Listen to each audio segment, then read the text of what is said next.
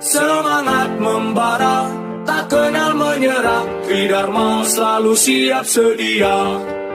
Di mana kami berada, merah putih selalu di dada. Teman-teman media semuanya, siang ini satu pengungkapan yang sempat ramai viral di media sosial, adanya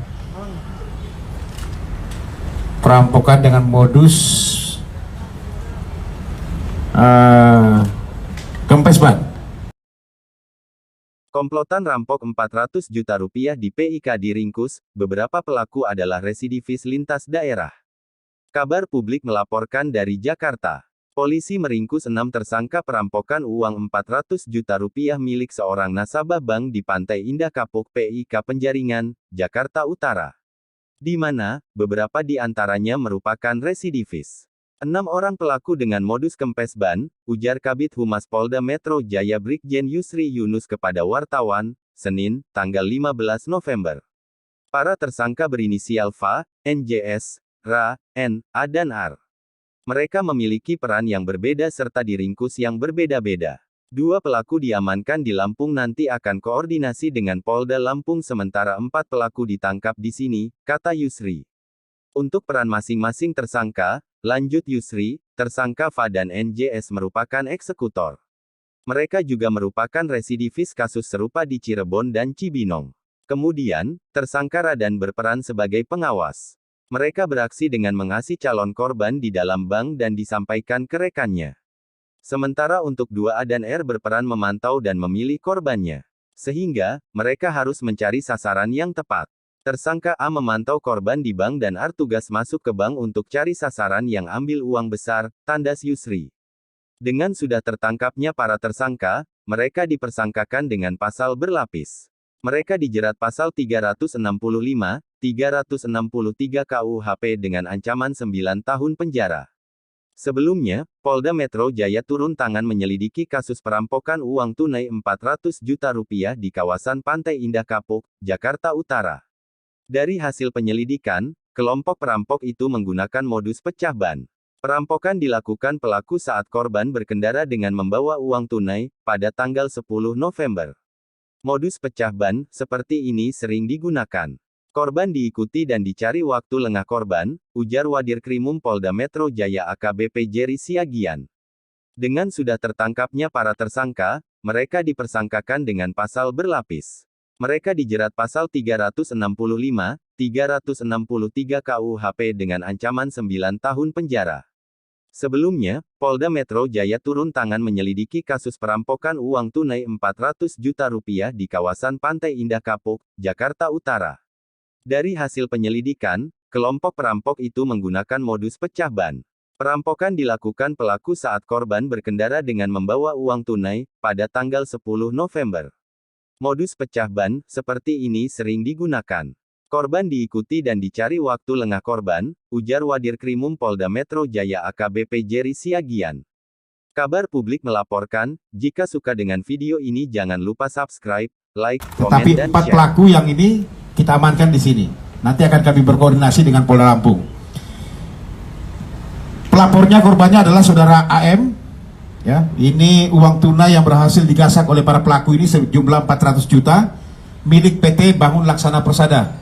Ini adalah uang gaji pegawainya. Tersangka yang sudah kita amankan yang pertama adalah saudara VA, ini adalah residivis. Kasusnya yang sama. Residivis di Cirebon, pernah ditahan di tahun 2018 dengan vonis 1 tahun penjara. Ini orang Lubuk Linggau kelahirannya di daerah Sumatera Selatan. Dia ini yang jadi joki dan juga sebagai eksekutor yang mengambil uang korban di mobil pada saat korban itu memarkirkan di KFC karena kempes. Ya, nanti saya ceritakan bagaimana kronologis kejadian modusnya seperti apa. Yang kedua adalah saudara NJS. NJS ini adalah residivis lapas Cibinong di tahun 2017. Juga sama vonis 1 tahun, kasus yang sama. Ya, juga pencurian nasabah bank. Dia adalah eksekutor juga. Dialah yang ini yang menaruh sandal. Ya, jadi nanti akan dijelaskan bagaimana oleh Pak Direktur Pak Tubagus nanti. Yang ketiga adalah saudara RA. Ini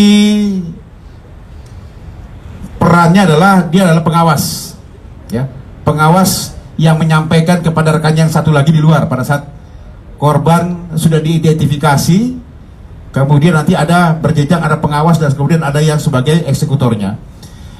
Yang keempat adalah saudara N. Ini juga sama sebagai joki dan pengawas. Sementara ada dua yang sudah diamankan di Polda Lampung, yaitu saudara A. Ini yang memantau calon korban yang masuk ke dalam bank. Kemudian saudara AR ini juga sama. Jadi ada dua orang, saudara A dan saudara AR yang sekarang ditahan di Polda Lampung. Ini tugasnya yang masuk ke dalam bank, mencari sasaran mana ada korban yang mengambil uang yang cukup besar. Nah, nanti baru disampaikan ke temannya di luar, ya. Jadi 4 ini sudah kita proses. Yang 2 masih di Polda Lampung dengan barang bukti kendaraan yang dia gunakan, termasuk juga ada beberapa sisa uang yang sudah dia yang masih tertinggal kepada yang bersangkutan. Kemudian juga ada beberapa uang yang dia belanjakan membeli kendaraan, ya, dan juga lain sebagainya, karena memang peruntukannya mereka ini setelah kita dalami untuk keperluan sehari-hari, ya. Ini pembuka dari saya, teman-teman semuanya. Nanti akan dijelaskan bagaimana modusnya mereka, kemudian bagaimana teknik mereka melakukan kejahatan pencurian yang kami persangkakan di sini di pasal 365 dan atau pasal 363 dengan ancaman sekitar 9 tahun penjara. Ini pembukaan dari saya, nanti akan dijelaskan Pak Dirkrim. Terima kasih.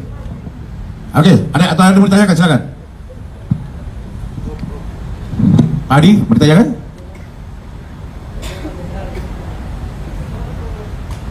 Cukup? Enak sekali nih kalau cukup. Hah? Cukup? Enggak ada, cukup, saya cuma ini aja. Saya nggak ada isu lain, nggak ada. Saya cuma ini aja. Kronologis ya? Oke. Oke, rekan-rekan, pada saat kejadian dan beberapa hari kemudian di media cukup meramai tentang kejadian perampokan uang sekitar 400 juta rupiah. Tadi sudah dijelaskan cukup panjang lebar oleh Pak Kabid Humas yang saat ini sudah menyandang Brigadir Jenderal Polisi, tapi masih Humas, tapi ini udah lantas ya. Rekan-rekan, kalau kronologisnya tadi sudah dijelaskan, ada 6 orang, yang 6 orang tersebut masing-masing punya peran. 2 orang perannya mengawasi, 2 orang lagi adalah untuk eksekutor, 2 orang lagi mengawasi, atau nanti bila mana dibutuhkan dia untuk backup apabila ketahuan. Kejadian seperti ini sudah berulang kali. Oleh karena itu, saya lebih kepada aspek bukan bagaimana menangkapnya, tetapi aspek pencegahannya. Untuk kepada masyarakat, kalau memang akan mengambil uang secara tunai di bank, pihak kepolisian itu sudah membuka diri, minta pengawalan. Siapakah pelaku, siapakah yang dipilih oleh pelaku untuk menjadi korban adalah korban yang membawa uang banyak tetapi tidak dilakukan pengawalan. Itulah yang dipilih oleh para pelaku untuk melakukan aksi kejahatannya.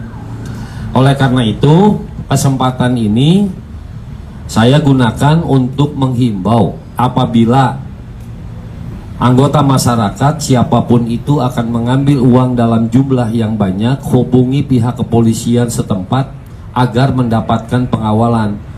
Untuk mengurangi tingkat kejahatan ini tidak hanya dilakukan untuk penegakan hukum seperti ini, tetapi masyarakat juga harusnya ikut mencegah dengan cara pengamanan. Kalau pengamanannya itu cukup baik, maka si pelaku tidak akan memilih yang bersangkutan sebagai korban kejahatan.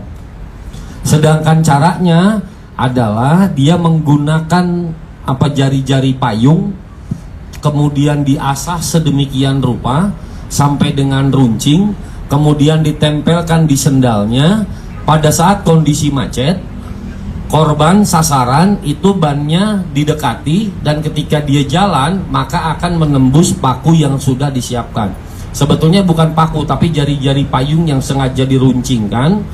Dia akan melintas atau akan nabrak atau akan melindas paku tersebut, dan paku itu pasti akan membuat ban bocor. Tinggal ditunggu saja, diikuti saja beberapa lama, maka kemudian akan kempes dan pasti akan mengganti bannya. Ketika mengganti ban itulah kemudian para pelaku melakukan aksinya. Perlu diketahui oleh rekan-rekan media bahwa 6 orang ini telah melakukan di beberapa tempat, bukan hanya di Jakarta, di Lampung, kemudian di Lubuk, di Linggau, terus kemudian di Cirebon, dan beberapa tempat lainnya. Saat ini terhadap uang hasil kejahatannya masih dilakukan penyelidikan untuk ditelusuri lebih lanjut dikemanakan saja uang itu, karena peristiwa penangkapannya baru dilakukan kemarin. Jadi penyidikan masih terus berlanjut, keterlibatan pihak-pihak yang lain juga masih didalami. Sementara baru 6 orang yang kita tingkatkan sebagai tersangka. Oke, cukup? Ini adalah para pelakunya. Ada 6 orang. Empat yang kita amankan di sini, sementara 2 orang lainnya masih dilakukan pemeriksaan di Polda Lampung karena 2 orang tersebut juga melakukan kejahatan serupa di wilayah hukum Polda Lampung, termasuk mereka ini. Oke, terima kasih. Duh. Ya, kenapa? Pasalnya 363 dan 365 KUHP, ancamannya paling tinggi adalah 9 tahun penjara. Yang lain? Cukup, teman-teman? Apa? Penangguhan? Nggak ada itu. Oh ya, saya sudah sampaikan kemarin, sudah kita lakukan penahanan terhadap saudari O. Ya, 4 orang lainnya yang kita lakukan, yang sudah akan kita panggil lagi, kita tetapkan sebagai tersangka. Hari ini kita panggil untuk kita lakukan pemeriksaan. Ini sementara berjalan pemeriksaannya. Ya, nanti kita tunggu hasilnya seperti apa. Saya sudah sampaikan kemarin, penangguhan silakan saja, itu hak. Tetapi kewenangan juga dari penyidik untuk bisa memastikan apakah diberikan penangguhan atau tidak kepada yang bersangkutan. Tapi sampai dengan saat ini, sekarang ini masih terus berlanjut, belum ada. Cukup? Tadi kamu nggak depan situ ya? Enggak ya? Nah, ngantuk kamu ya? Tidur dulu. Oke, yang lain? Ya? Apa pertanyaannya? Oke, penangguhan adalah penangguhan terhadap penahanan. Kenapa si tersangka itu perlu dilakukan penahanan? Penahanan dilakukan atas 2 sebab. Yang pertama adalah sebab objektif, dan yang kedua adalah sebab subjektif. Pertanyaannya sama, kenapa penangguhan belum dikabulkan? Penangguhan belum dikabulkan karena alasan subjektif tersebut. Apakah alasan subjektif tersebut? Alasan subjektif itu terdiri setidaknya ada 3. Tersangkanya bisa menghilangkan barang bukti, kedua bisa mengulangi perbuatan, yang ketiga melarikan diri. Atas dasar pertimbangan subjektif tersebut itulah, maka penyidik belum atau tidak mengabulkan permohonan penangguhan yang diajukan oleh penasehat hukumnya. Jelas ya?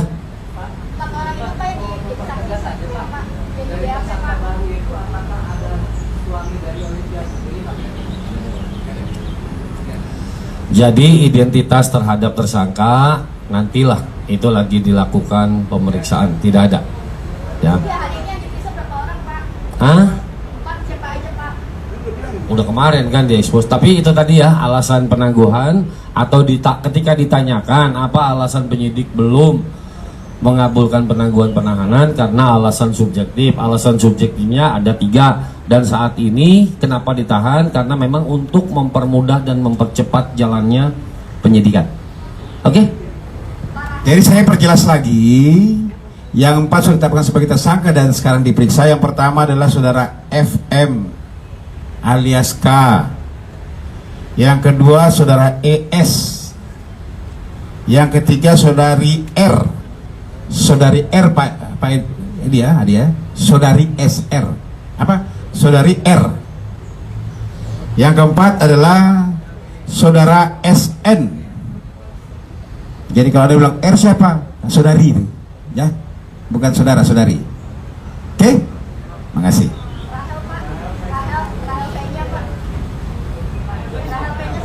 Kan sudah tap. Jadi masalah saudari RV ini sudah tahap 1. Kita masih menunggu nanti bagaimana dari jaksa penuntut umum, ya. Oke, cukup teman-teman semuanya. Kita berlatih bersama, kalau tidak mau pulang nama, di bawah naungan Ibu Pertiwi, Tridharma tak pernah ingkar janji, untukmu bangsa dan negeri ini, NKRI harga mati.